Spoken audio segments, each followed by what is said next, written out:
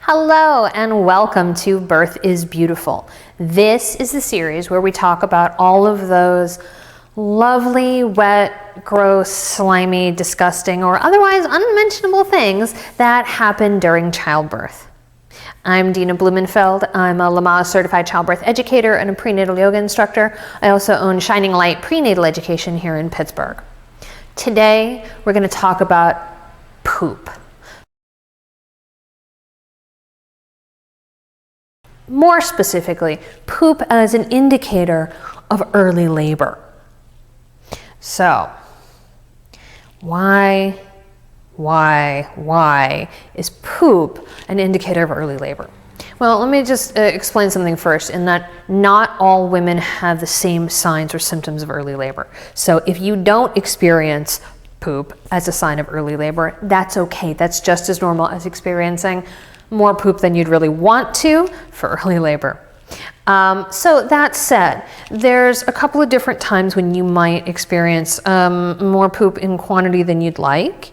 The fancy word for that is diarrhea. So it's a real pleasant topic, I know.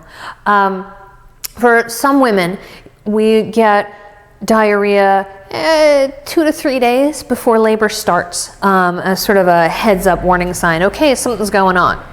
Now, I consider this part of the doubtful phase because you're not sure if it was like the bad Chinese food you had for dinner last night or if this is actually a sign of labor. So it's just something to kind of file away in the back of your head.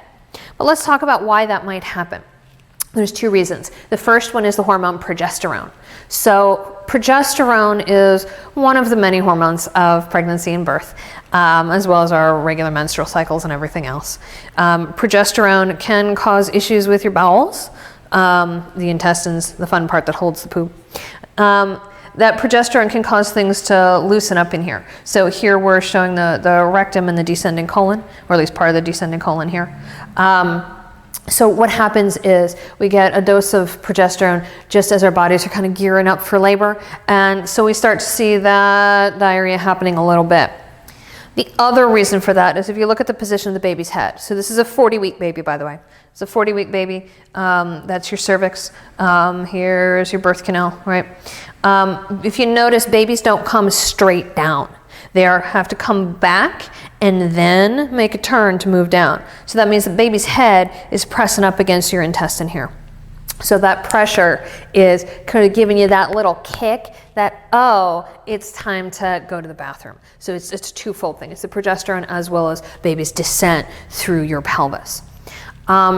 The next time you're likely to see poop as a sign of early labor is as your labor is actually beginning. So even if you had that big dose of diarrhea a couple of days ago, as your labor's starting, most of us will end up in the bathroom a couple of times with some diarrhea or loose stools. Again, it's for the same reason. So as your contractions are kicking in, your cervix starts to dilate, everything's starting to work well.